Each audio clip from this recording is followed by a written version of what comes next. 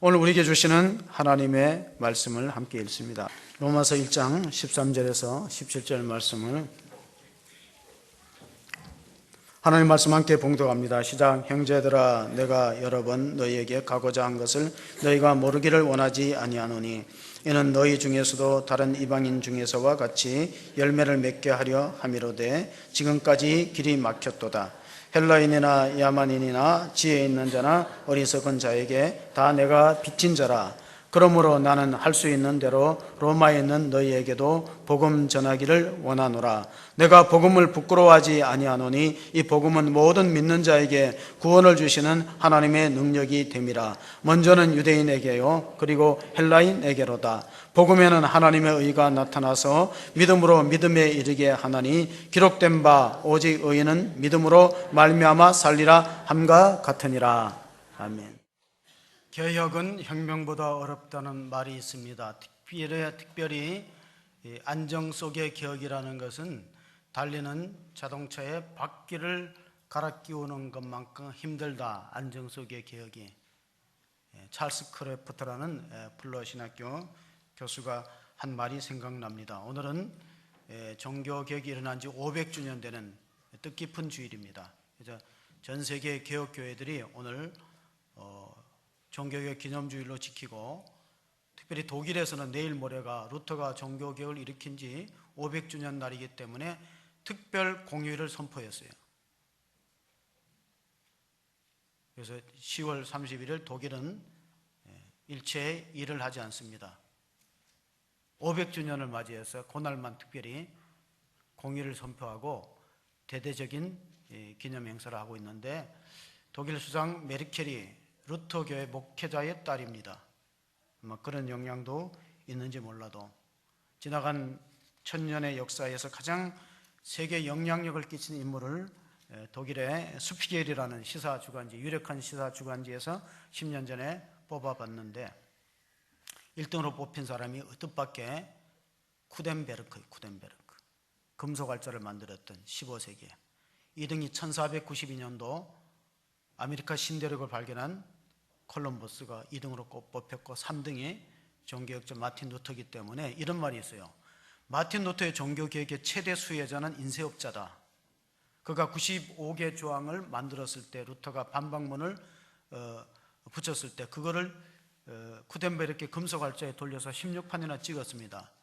그리고 그의 성경책이 당시로는 50만 부가 급격하게 팔렸다고 하니 그만큼 루터에게 있어서 금속활자가 발명되지 않았더라면 100년 전에 체코슬로바키아에 얀 유스라는 개혁자가 있었어요. 근데 이 얀 유스는 종교개혁을 일으켰다가 화형당하고 말았습니다. 자, 조용히 좀 해주시고 눈을 감으신 분은 뜨시고 1517년에 루터가 종교개혁을 일으키기 전에 100년 전에 체코에서 얀 유스가 똑같은 주장을 했다가 화형당하면서 이런 말을 했어요. 오늘날 너희들이 거의 한 마리를 태우지만은 앞으로 100년 후에는 백조 한 마리는 이렇게 불사르지 못할 것이다. 그 백조가 마르틴 루터예요.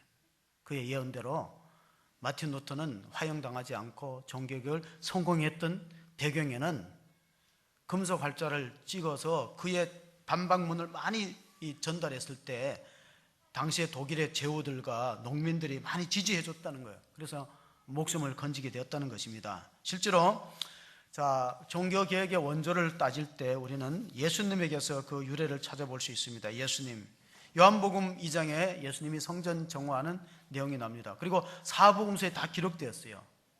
근데 학자들은 왜 요한복음에는 앞에 나오고 마태복음 21장에 나오고 마가복음에는 11장이 뒤에 나올까? 실제로 예수님은 공생의 말기에 종교개혁을 일으켰지만은 요한복음에서 2장에 기록한 것은 예수님의 이 성전 정화했던 사건들이 굉장히 중요하다고 앞에 옮겨 쓸지 않았냐, 성경학자는 그렇게 해석을 하는데, 예수님은 성전에 들어갔을 때 돈을 바꾸는 환전상들, 그리고 소나 양을 매매하는 것을 보시고 상을 엎으시고 채찍을 가지고 아주 진노하신 모습으로 그들을 교회 바깥에서 몰아내시면서 하신 말씀이 마가복음 11장 17절에 기록되어 있습니다. 같이 보시면은 마가복음 이에 가르쳐 이르시되 기록된 바 내 집은 만민이 기도하는 집이라 칭함을 받으리라고 하지 아니하였느냐. 너희가 강도의 소굴을 만들었도다 하시매. 자, 여기서 기록된 바라는 것은 항상 우리가 그 기록된 바를 찾기 위해서는 구약을 찾아봐야 됩니다. 이 말씀은 예수님이 어떤 예언의 말씀이 이루어졌는가? 이사야서 56장 7절 말씀이 이루어졌다는 것입니다. 내가 곧 그들을 나의 성산으로 인도하여 기도하는 내 집에서 그들을 기쁘게 할 것이며 그들의 번제와 희생을 나의 제단에서 기꺼이 받게 되리니 이는 내 집은 만민이 기도하는 집이라 일컬음이 될 것임이라. 예수님 이 말씀을 머릿속에 생각하시면서 그 말씀을 선포하신 것입니다. 이것이 아마 성경에 나타난 예수님의 종교 개혁으로 봐도 무방할 것입니다. 자, 마틴 루터가 종교 개혁을 일으켰던 해가 1517년에 딱 지금으로부터 500년 전입니다. 그는 세 가지의 주장을 했어요. 하나는 오직 믿음, 오직 성경, 오직 은혜, 이것이 인간을 구원하는 것이지 면죄부를 산다고. 우리가 그때 500년 전에 독일은 로마가 지배했던 그런 시대였기 때문에 베드로 성당, 바티칸시의 베드로 성당을 짓기 위해서 건축에 이 자금이 필요합니다. 그래서 면죄부를 발행하고 이것을 사서 그것이 조상들의 영혼을 연옥해서 하늘로 올라갈 수 있는 그런 역할을 한다는 가르침을 루터가 봤을 때는, 그 당시에가 루터가 이제 비텐베르크 대학교에서 성경을 가르쳤습니다. 시편하고 갈라디아서, 로마서, 히브리서를 가르쳐버리니까 아무래도 성경에는 그런 내용이 면죄부를 사야 구원을 받는다는, 제사함을 받는다는 내용이 없어요. 그래서 결국은 그가 비텐베르크 대학교의 성문에다가 95개 조항의 반박문을 붙였습니다. 한번 보시면은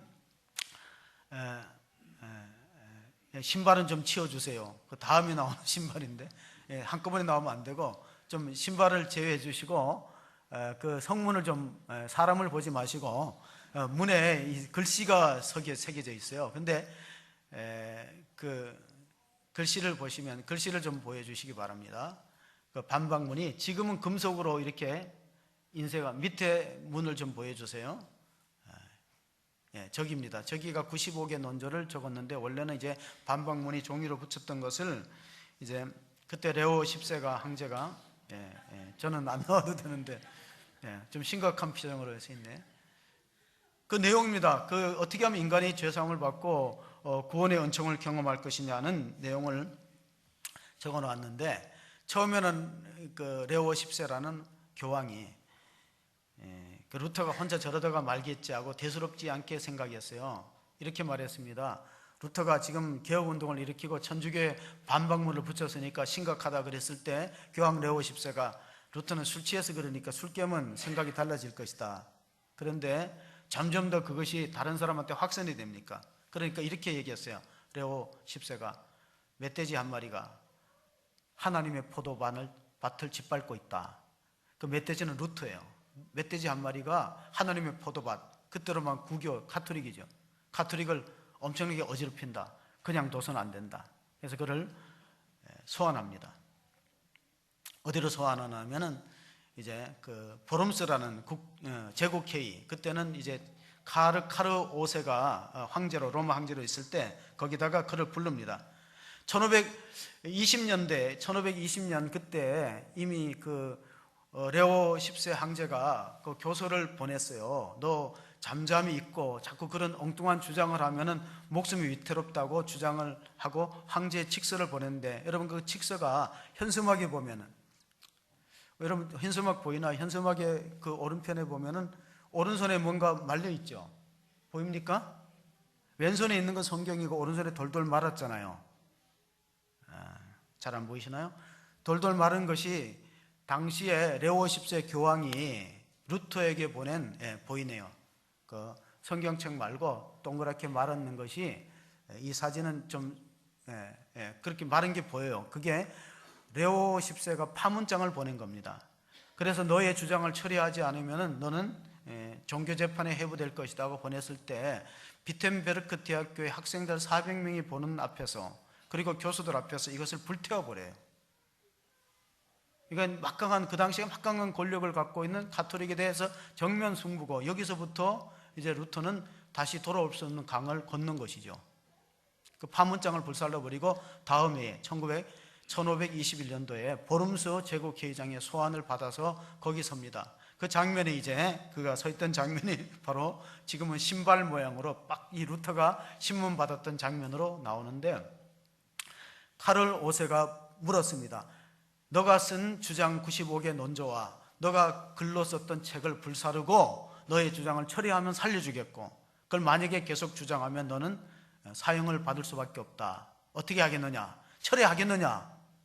루터가 지혜로운 사람이었어요. 하루만 시간을 달라고, 생각할 시간을 달라고. 그래서 하루 생각하겠다 해놓고 돌아와서 하나님께 기도했습니다. 하나님, 어떻게 하면. 근데 루터의 마음에 이런 확신이 있어요. 하나님, 나는 이 주장을 처리할 수 없습니다. 이 주장은 내 생각이 아니고 하나님의 뜻에 성경에 명시된 것을 내 양심이 거스릴 수 없습니다. 하나님, 나는 하나님 말씀에 사로잡혀 있습니다. 나는 달리 다른 선택을 할 수 없습니다. 하나님, 나를 도와주세요. 내가 여기 섰나이다.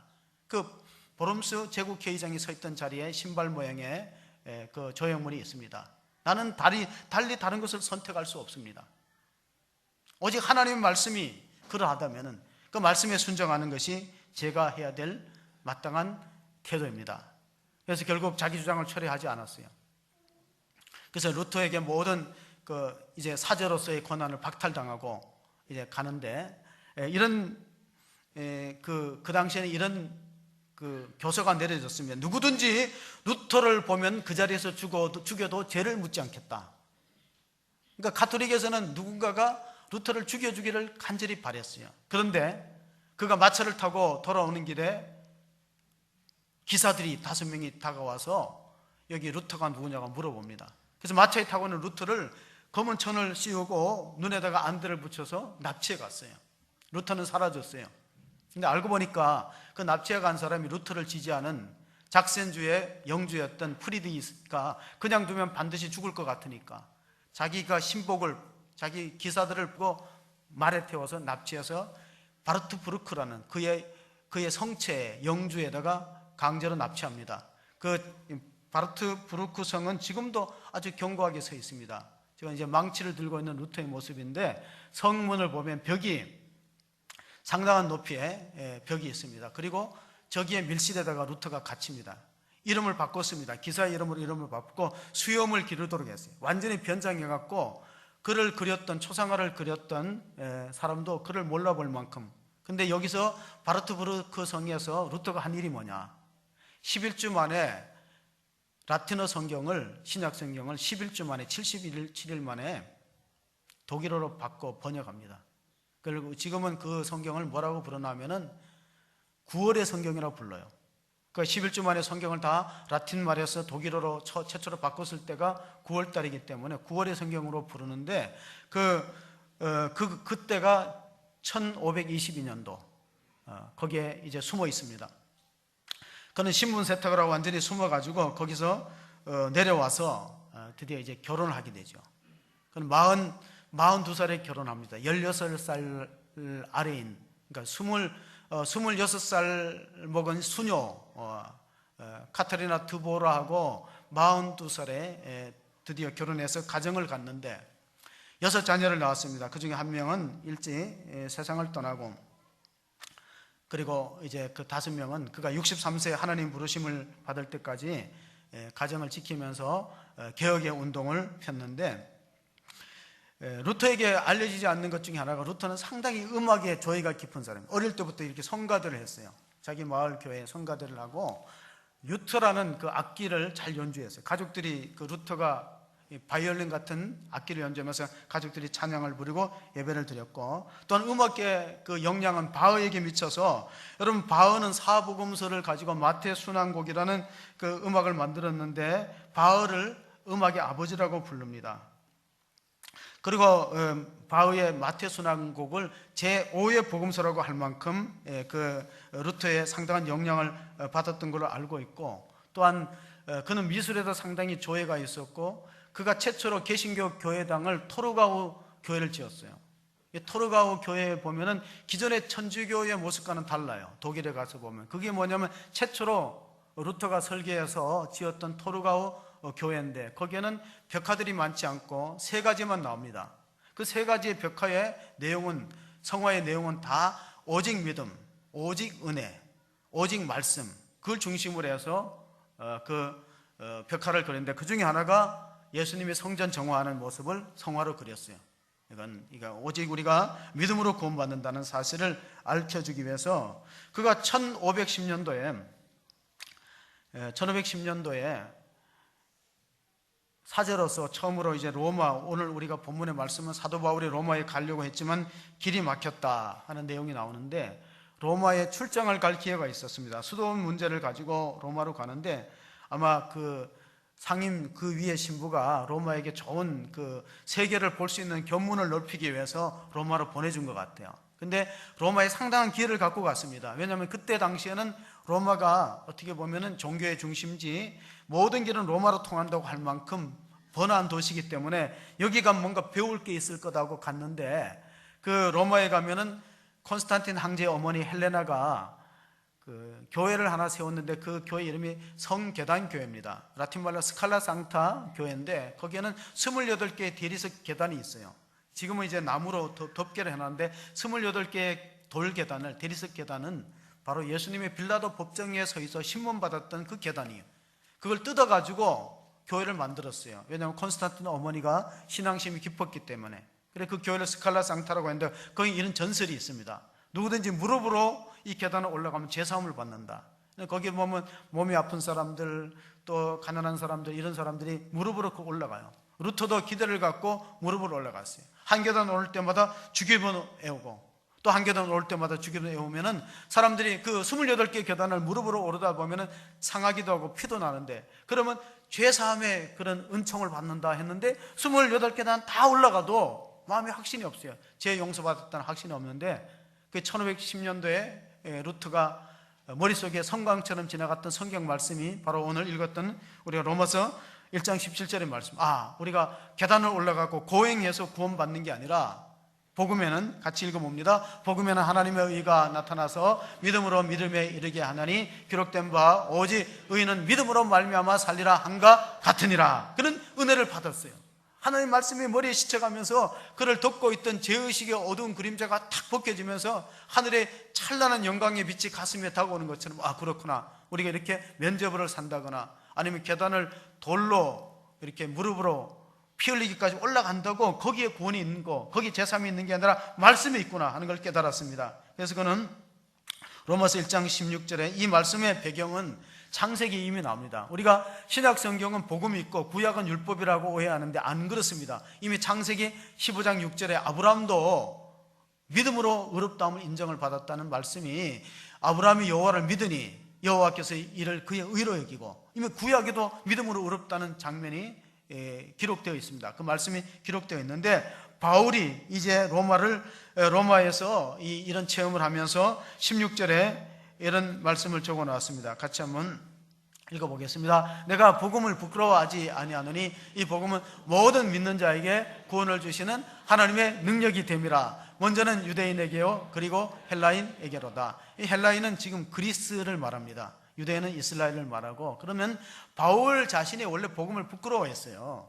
그래서 복음을 전하는 사람들을 핍박하고 교회를 잔멸하려고 애를 썼던 것은 믿으면 다 구원받는다는 그런 엉터리가 어디 있는가. 구약의 말씀을 잘 지키고 어떻게든 말씀대로 살려고 몸부림을 쳐도 구원을 받을까 말까인데 그냥 예수만 믿기만 하면 구원받는 이런 값싼 종교가 어디 있느냐, 이런 값싼 은혜가 어디 있냐. 부끄러워했는데 자기가 예수님 만나고 보니까, 다메섹에 예수님 체험하고 보니까 자기 생각이 잘못되었다는 것을 깨닫게 되었습니다. 바울에게 있어서 다메섹은 예수님 만나는, 인격적으로 만나는 체험의 장소였다면 루터에게 있어서 다메섹과 같은 체험이 있었던 곳이 있습니다. 그것이 바로 그가 이제 원래 루터는 법대생이었습니다. 아버지가 광산업을 해갖고 좀 아이스레벨에서 괜찮게 살았던 것 같아요. 그래서 아버지는 관심이 뭐냐면 자녀가 공부를 잘해갖고 판검사가 되는 거예요. 그래서 법대를 보냈는데 법대 4년을 잘 마쳤어요. 이제 대학원 과정을 있다가 여름에 방학 때 집에 와서 부모님께 문안 인사하고 친구들하고 돌아가는 길에 그때 낙뢰가 떨어져서 소나기가 갑자기 내리면서 막 천둥 번개가 번쩍번쩍하고 천둥이 치는데 하필이면 자기 옆에 있는 알렉세우스라는 친구가 그 낙뢰에 맞아서 그 자리에 새까맣게 타들어갔어요. 그런 그 폭우가 쏟아지는 가운데 루터가 땅에 엎드렸어요. 그때가 1505년이었어요. 땅에 엎드려갖고 이렇게 기도합니다. 성 안나요, 저를 살려주시면 제가 수도자가 되겠습니다. 소원 기도를 한 거예요. 소원 기도. 그 장면이 그곳에 이제 지금 돌비석을 세워놨습니다. 루터가 그 만났던 하나님의 음성을 듣고 그가 엎드려서 여기서 그 벼락이 치면서 친구가 새까맣게 타들어 죽어갈 때 자기를 살려주시면 내가 수도사가 되고 하나님 종이 되겠다는 소원을 했던 장면에 그 비석이 있는데, 작은 비석을 확대해 보면 날짜가 나옵니다. 조금 확대해 주시겠습니까? 작은 비석에 그게 저기를 좀 확대해 주시면 여기가 1505년 7월 2일로 나와요. 그러니까 루터가 1505년 7월 달 방학 때 부모님께 인사하고 그 당시에 에르푸르트 자기 법대 대학원 과정으로 돌아갈 때 예수님을 인격적으로 만나고 그가 주의 종이 되기로 서원하고 개혁운동을 일으킵니다. 그가 신학을 이제 법학에서 신학을 바꾸어서 늘 기도하면서 마음의 고민이 뭐냐면은 중세 사람들은요 우리하고 관심이 달랐어요. 여러분 관심이 어디 있습니까? 중세 사람들은 관심이 이거였어요. 어떻게 하면 내가 죄 용서를 받고 천국 가느냐, 이게 관심이었어요. 그걸 위해서라면 뭐든지 할 수 있었던 것이 500년 전에 유럽의 사람들의 의식구조였어요. 어떻게 하면 내가 죄 용서받고 천국 가느냐. 여러분도 이런 관심이 있기를 바랍니다. 어떻게 하면 우리가 죄 사함을 받고 죄 용서함을 받고 하나님 나라 가서 영생을 누리겠느냐. 그게 유일한 관심이었어요. 이 땅에 별로 관심이 있어도 내세에 대한 갈망만큼 크지는 않았어요. 500년 전에 독일을 비롯한 유럽 사람들의 의식구조는. 그러니까 요한 태칠이 면죄부하는 게 통하는 거예요. 태칠이 레오 10세의 교황의 명을 받아갖고 면죄부를 팔아요. 그런데 어떤 사람은 강을 건너오다가 얼어 죽기도 하는데 그 면죄부를 살려고 어떻게 하면 내 죄 용서를 받고 천국 가느냐. 그런데 루터가 기도하고 연구해 보니까 그게 아니었다는 거예요. 여러분 누가복음을 보면은 예수님이 오신 목적이 이렇게 나옵니다. 누가복음 19장 10절에 읽어보겠습니다. 인자가 온 것은 잃어버린 자를 찾아 구원하려 함이라. 그가 이제 주의 종이 되기로 소원하고 신학을 공부하고 나중에는 비텐베르크 대학에서 신학교 교수가 되었어요. 그는 30살의 교수가 되었습니다. 후학들을 가르치면서 감아보니까 지금 카톨릭에서 하는 건 교회 본질에서 벗어난 거예요. 믿음으로 구원받는, 하나님 말씀은 믿음으로 구원받는데 면죄부를 사거나 고행을 하거나 그건 구원의 길이 아니라는 걸 알았어요. 자, 교회의 존재의 목적은 뭐냐? 잃어버린 영혼을 찾아 구원하며. 이제 이게 흔들리면은 교회가 다 흔들리는 거예요. 교회의 존재 목적은 잃어버린 영혼을 찾아 구원하는 것, 복음을 전파해 그 영혼을 살리는 건데, 이 누가복음 19장에는 삭개오가 구원받습니다. 오늘 이 집에 구원이 임하였다. 이도 아브라함의 자손이다. 그럼 삭개오는 어떻게 구원을 경험하게 되었는가? 삭개오는 세 가지를 회개했어요. 세 가지. 그게 루터가 주장하는 세 가지 얘기야. 우리가 정말로 교회 본질로 돌아가고 다른 신앙을 가지려면은 회개가 선행되어야 되는 회개는 세 가지가 있다는 거예요. 첫째는 머리에, 의식에, 내가 잘못 생각했구나. 면죄부가 구원의 길이 아니구나. 인간의 율법적인 행위의 노력의 결과가 구원이 아니구나. 생각이 바뀌어야 돼요. 두 번째로는 머리의 회개가 끝나면 가슴의 회개. 내가 정말 본질상의 죄인이구나. 나는 아무리 씻어도 때가 나오는 것처럼. 어떤 사람이 목욕탕에 오래간만에 가갖고 때 미는 사람한테 돈을 주고 때를 밀었대요. 그 자주 목욕을 하야 되는데, 근데 밀다가 계속 때고 나오니까 그 목욕한 때밀이가 네가 지우개냐 그랬대. 지우개는 계속 밀어 나오잖아. 우리 인간은 지우개처럼 씻어도 죄가 있다는 거야. 내가 본질상 죄인이라는 회개하는 마음, 가슴의 회개가 있고, 세 번째 회개가 뭐냐면 지갑의 회개예요. 루터가 이렇게 말했어요. 어떤 사람이 회개했다 그러는데 그 사람이 지갑이 회개 안 하면 절대 믿으면 안 된다는 거예요.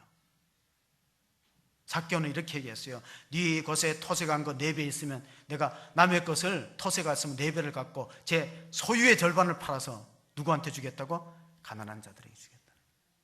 그래서 예수님이 너는 오늘 구원받은 사람이다. 아브라함의 후손이다. 그리고 나서 인자가 온 것은 잃어버린 자를 찾아 구원하려 합니다.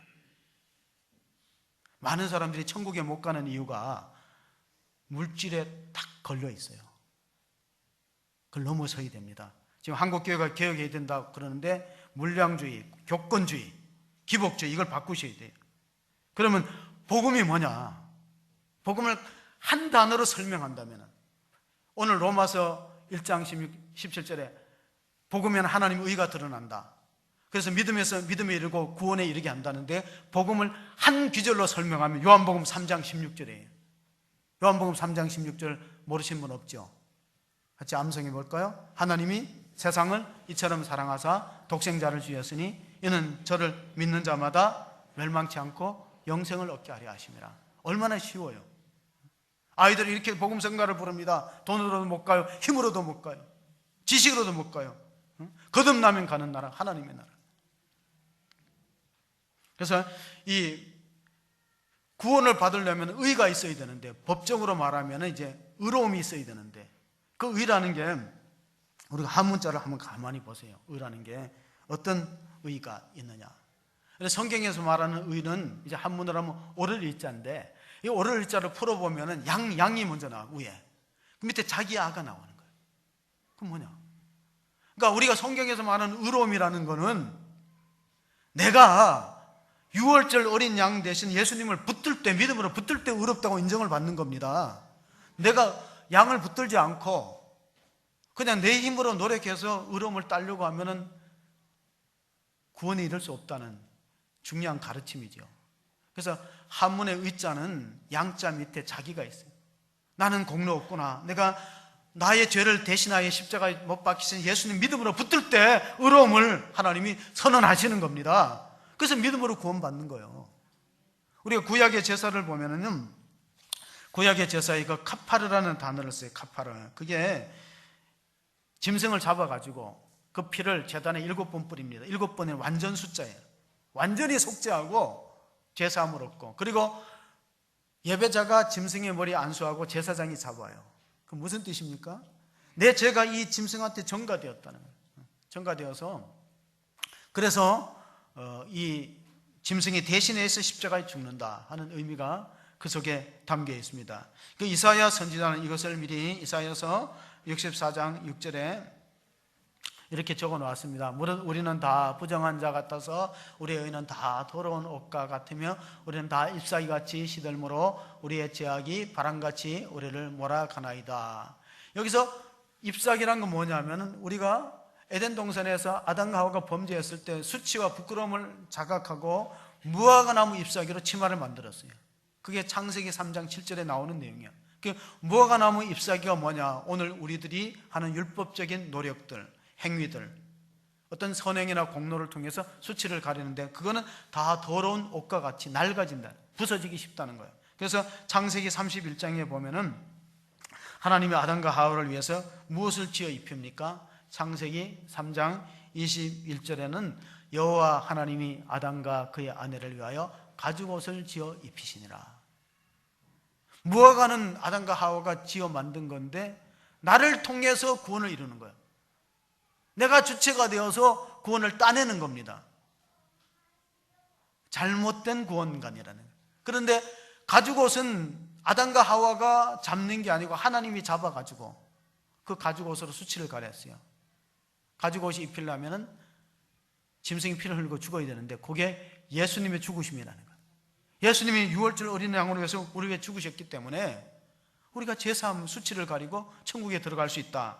바울이 그걸 깨닫고 빌립보서에 3장 5절 6절에 이렇게 적어 놓았습니다. 같이 봅니다. 나는 8일 만에 할례를 받고 이스라엘 족속이요 베냐민 지파요 히브리인 중에 히브리인이요 율법으로는 바리새인이요 열심으로는 교회를 박해하고 율법의 의로는 흠이 없는 자라.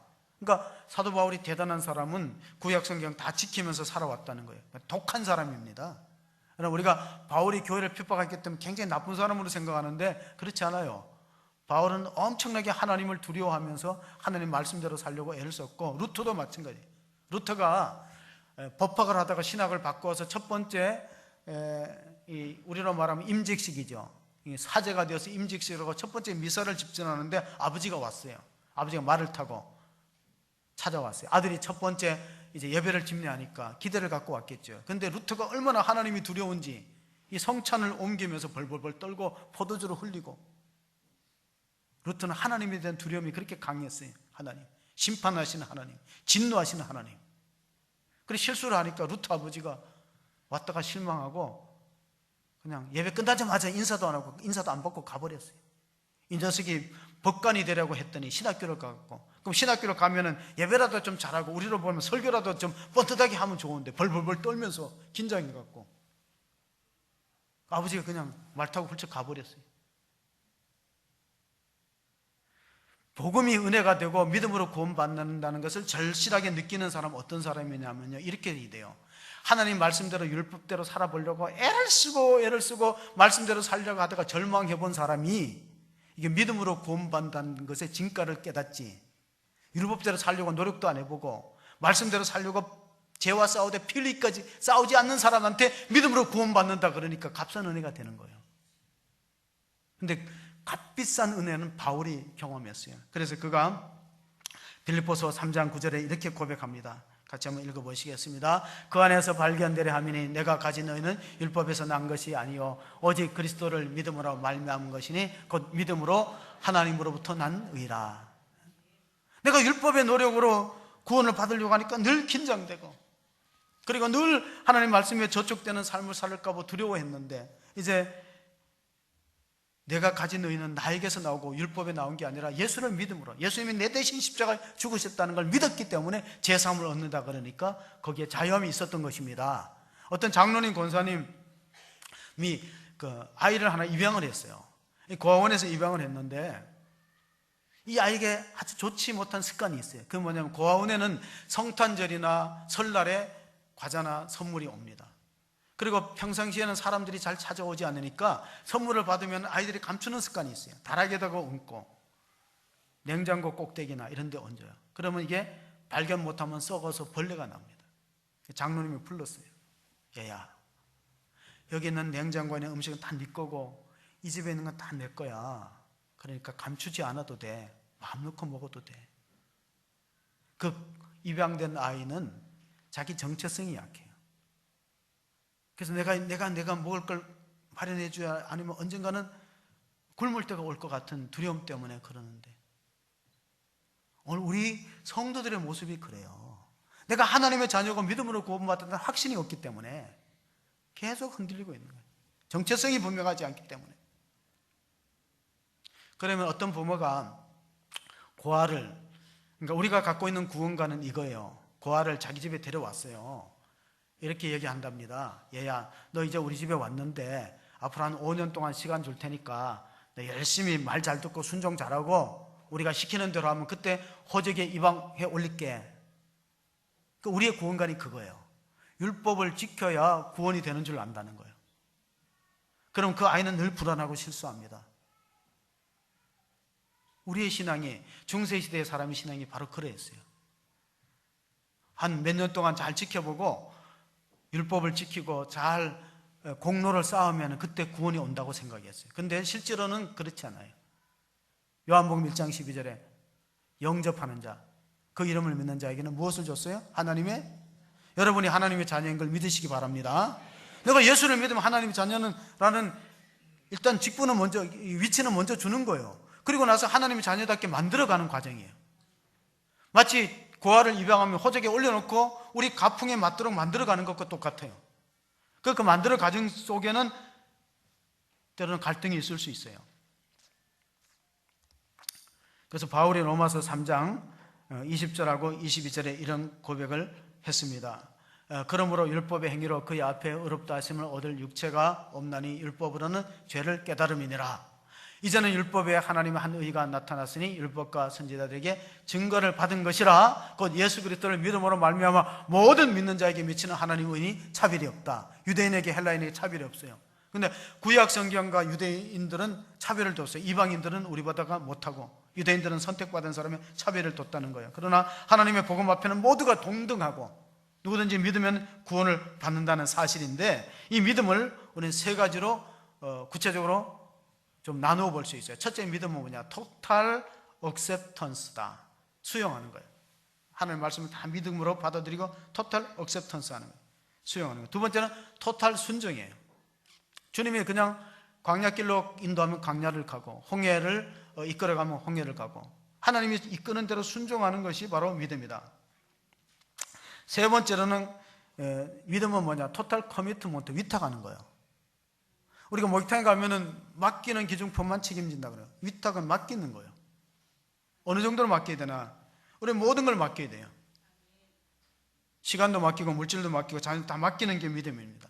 제가 허리가 안 좋아서 그 자생당 한의원에 가면은 이제 뭐 침도 놓고 뭐 이렇게 좀 이렇게 추나 그런 것도 하는데, 가장 힘든 게 뭐냐면요, 약을 먹는 거예요. 약. 근데 그 자생당 한약방에 약을 먹어보신 분은 알지만 그 약이 그렇게 맛없는 약은 처음 봤어. 그 한약방에 그 탕으로 이제 그 한약을 달여가지고 탕으로 즙을 짜서 먹는데, 그것처럼 속이 울렁거리고 맛이 없는 약은 그래도 순종해서 먹어야죠. 낫기 위해서는, 고치기 위해서는. 여러분, 병원에 가서 의사가, 어떤 목사님이 심장이 안 좋아서 수술을 받으러 가니까 의사가 자꾸 설명을 하더래요. 그러니까 설명하는 이유는 알아요. 만약에 의료사고나 뭐 어떤 일이 있으면은 이게 좀 이제 묻지 말아달라. 그러니까 이제 목사님 눈치채고, 그냥 선생님 그냥 종이 가져오세요. 제가 사인할게요. 그러니까 묻지 않는 게 믿음이에요. 따지지 않고. 어떤 분은 사인하면 자꾸 따지잖아요. 그러니까 그 의사가 이렇게 말했어요. 목사님 같은 분만 있으면은 의사 해먹을 만하다고. 얼마나 사람들이 따지는데 사인하기 전에 얼마나 따져요. 서명 잘 안 하려고 합니다.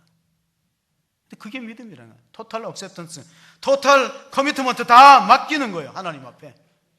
하나님, 저를 책임져 주세요. 나보다 나를 저를 아시고 나보다 나를 더 사랑하는 하나님 앞에 내가 나를 드리겠습니다. 그래서 우리가 바울의 서신서 로마서 1장을 보면요, 바울은 사도이기 전에 먼저 종이라는 고백이 먼저 나옵니다. 로마서 1장 1절 한번 읽어보겠습니다. 예수 그리스도의 종 바울은 사도로 부르심을 받아 하나님의 복음을 위하여 택장함을 입었으니. 그러니까 진정한 종교 계획이 뭐냐? 인생의 주어를 바꾸는 겁니다. 그동안은 다 내가 주인이 돼요. 내가 결정하고 내가 생각하고 판단하는 걸 완전히 바꿔보라는 거예요. 하나님이 주인이고 예수님이 나를 이끌어 가신다. 어떤 그 청년은 자기가 종교개혁주의를 맞이해서 세 가지 중심을 바꿔보겠다고 결정을 하고 성경 공부를 한대요. 제자훈련. 그게 뭐냐면, 나는 하나님 중심의 신앙이다. 나는 성경 말씀 중심의 신앙이다. 나는 교회 중심의 신앙이다. 이게 자기가 종교개혁에 바뀌어야 될 변화된 모습이다. 마틴 루터는 이렇게 말했습니다. 말씀이 방해 없이 전파되고 성령의 역사가 나타나고 십자가 은혜가 한 사람 한 사람에게 임하는 것이 바로 교회다 그랬어요. 그게 참된 교회라는 거예요. 로마서 8장에 보면은 사도 바울이 7장에는 갈등이 나와요. 왜냐하면 나는 선을 행하는 바 선을 행하지 못하고 오히려 악을 행하는도다. 내 속에 죄가 있구나. 나는 내 힘으로 구원받는 그런 여력이 1%도 없다. 이걸 깨달았던 거예요. 사람이 자기 노력으로 구원받는 길은 0.1%도 없다는 거예요. 세상의 모든 종교는 내가 공덕을 쌓고 선행을 해서 구원받는다고 하는데, 우리가 여기서 오해할 게 있어요. 그게 뭐냐면은, 그러면 믿음으로 구원받으면 행위는 무시해도 되는? 아니에요. 이게 앞뒤의 차이예요. 앞뒤의 차이예요. 그러니까 세상의 모든 종교는 선행이 먼저 있고 구원이 나중에 있어요. 근데 기독교는 반대라는 거예요. 뭐가 먼저 있냐면은, 믿음으로 의로워지고 믿음으로 구원받는 게 먼저 있고 그 다음에는 하나님이 요구하세요. 우리가 에베소서 2장 10절을 보면 하나님이 선행을 요구합니다. 구원 이후에는 하나님의 자녀가 먼저 되게 하고 구원을 먼저 시켜놓고 그 다음에는 구원받은 자답게 하나님의 자녀답게 살아가라고 에베소서 2장 10절에 말씀하십니다. 에베소서 2장 10절을 보시면은, 우리는 그의 만드신 바라 그리스도 예수 안에서 선한 일을 위하여 지으심을 받은 자니 이 일은 하나님이 전에 예비하사 우리로 그 가운데서 행하게 하려 하심이니라. 순서의 차이라는 거예요. 그러니까 우리가 자칫 오해하면 안 돼요. 믿음으로 구원받으니까 그냥 적당히 살고 적당히 신앙생활하고, 그게 아니에요. 먼저 구원을 주고 그 다음에 구원받은 자답게, 우리가 앞에 있는 절을 읽어보면은, 너희가 그 은혜로 말미암아 믿음으로 구원받았으니 이것이 너희에게서 난 것이 아니라 하나님의 선물이라 행위에서 난 것이 아니니 누구든지 자랑치 못하게 하려 함이라가 2장 9절 8절 9절이었어요. 2장 8절 9절 구원은 은혜로 되지만은 하나님이 구원받은 자에게는 마땅히 행함을 요구한다. 자, 아브라함이 믿음으로 구원받은 것은 창세기 15장 6절이지만 그 믿음을 인정받은 것은 창세기 22장 아들 이삭을 바칠 때 행함으로 그의 믿음을 온전케 되었던 것입니다. 히브리서 10장 38절을 한번 읽어보겠습니다. 히브리서 10장 38절 읽습니다. 나의 의인은 믿음으로 말미암아 살리라. 또한 뒤로 물러가면 내 마음이 그를 기뻐하지 아니하리라 하셨느니라. 그러니까 믿음으로 구원받는 얘기는 요소 있어요. 갈라디아서도 있고 로마서, 또 우리가 히브리서, 창세기도 나오는데, 문제는 믿음으로 구원받는다고 하나님 그 다음에 또 우리가 성화의 과정이 있기 때문에 뒤로 물러가는 사람이 많아요. 믿음으로 구원받아 끝나는 게 아니라, 여러분, 아기를 놓는 데는 피를 흘리지만 아기를 키우는 데는 피가 말라요. 우리가 믿음으로 구원받는 영적 출생을 말하는 거예요. 여러분은 영적으로 출생했어요. 그 가만히 놔두면 어떻게 될까요? 유아 사망률이 얼마나 높아요? 믿다가 낙심한 사람들이 얼마나 많아요? 유아 사망률은 천국에 못 들어갔다는 거예요. 그렇게 생각하시면 돼요. 믿음으로 구원받으니까 다 그냥 구원받는다, 이렇게 구원의 문을 상당히 넓히는 것은 루터도 원하지 않았어요. 구원의 문은 상당히 좁습니다. 생명으로 인도하는 길은 좁은 문이에요. 아마 여기서 믿음으로 똑같이 태어나서 영적으로 출생이 됐지만은 어른이 되기 전에 죽는 사람이 있을 거예요. 여러분, 어떻게 선택하시겠습니까? 영적으로 출생되었어요. 믿음으로 구원받아서, 이건 하나님 은혜의 선물이에요. 근데 여기서 어른이 되기 전에 다 영적으로 죽는 걸 원하십니까? 아니면 장성한 분량이 이르기를 원합니까? 그러면 장성한 분량이 이르기 원하면 우리가 올바른 신앙생활을 하셔야 돼요. 루터는 이런 말을 했어요. 우리가 잘 아는, 제가 루터가 하숙집을 한번 가봤는데 거기 사과나무 밑에다가 이런 글을 적어놨더래요. 내일 지구에 종말이 올지라도 나는 한 그루의 사과나무를 심겠다. 이게 스피노자, 철학자 스피노자가 한 말로 다 아는데 유독 한국 사람만 그렇게 안 돼요. 루터가 한 말이에요. 루터는 기도는 믿음의 척도다. 기도를 안 하면 구원이 취소되지 않는다. 기도는 신앙생활의 척도라 그랬어요. 그러면 기도 안 한다고 구원이 취소되지 않는다. 그러나 기도가 없으면 하나님 은혜에서 멀어진다. 하루 3시간씩 기도했습니다. 루터는 바빠서 기도했어요. 하나님 일 때문에 바빠서 무릎으로 하나님께 나갔던 것을 볼 때, 최주은 교수가 루터의 재발견이라는 최근에 서적을 쓰면서, 그분이 이제 루터 신학교 교수입니다. 이렇게 말했어요. 루터의 재발견은 뭐냐?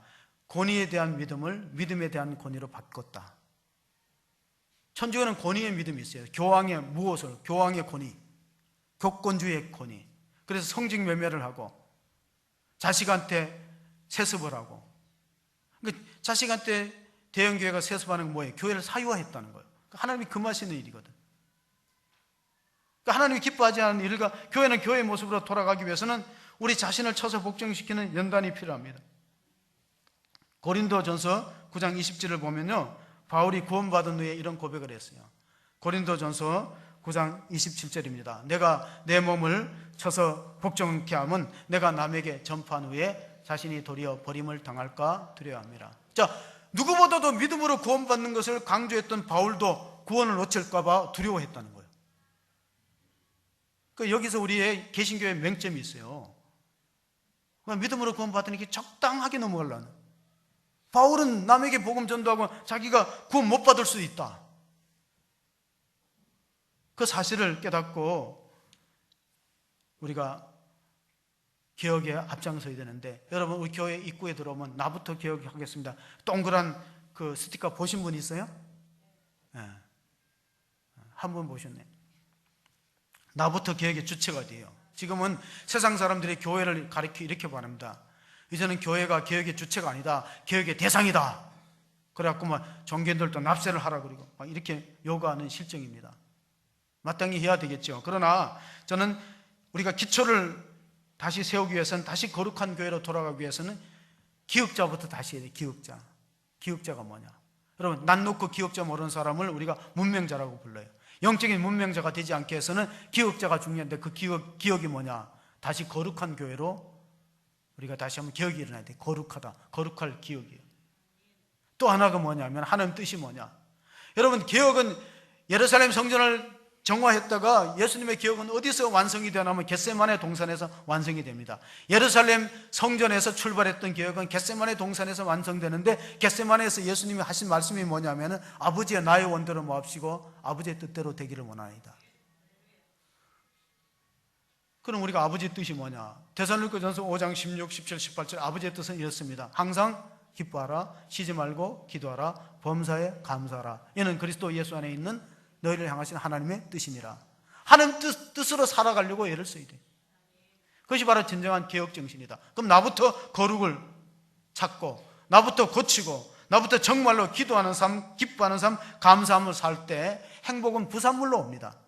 거룩한 사람들에게 주시는 하나님의 축복이 뭐냐? 행복이에요. 근데 세상 사람들은 거꾸로 하죠. 행복을 찾아 살다가 보니까 행복도 놓치고 거룩도 놓치는데, 우리는 다시 개혁 정신을 발휘해서 거룩한 교회, 거룩한 성도가 되어서 행복의 부산물을 우리만 누릴 것이 아니라 이웃과 나눌 수 있는 복된 교회가 되시기를 주의 이름으로 축원합니다. 아멘. 하나님 아버지, 이제 종교개혁 500주년 기념주일을 지켰습니다. 하나님, 마땅히 이 자리에 나와서 예배드리고 하나님 만나야 될 성도들이 안타깝게도 이런저런 사정으로 참여치 못합니다. 우리의 언행심사가 새로워지기를 원합니다. 나부터 개혁의 주체가 되고 고치겠습니다. 하나님, 거룩한 교회와 성도가 될 수 있도록 성령께서 도와주시옵소서. 또 하나님을 생생하게 체험하여 참으로 행복한 사람이 될 수 있도록 우리가 항상 기뻐하고 쉬지 말고 기도하고 범사에 감사하여 주의 뜻을 이루는 교회와 성도가 되게 도와주시옵소서. 주님, 우리가 먼저 거룩함을 지킬 때 가정이 행복해지고, 교회가 거룩함을 지킬 때 하나님 아버지 행복한 교회가 될 줄로 믿사오니, 하나님을 만나는 인격적인 체험이 우리 모든 성도들 가슴속에서부터 시작되게 하시고, 믿음으로 말미암아 구원받는 놀라운 체험들을 하나님 허락하여 주시옵소서. 구원의 확신에 있어서 영적으로 성장하고 또 다른 생명을 낳을 수 있는 복된 교회가 되어지기를 간절히 원하옵고, 우리 구주 예수 그리스도의 이름으로 기도하옵나이다. 아멘.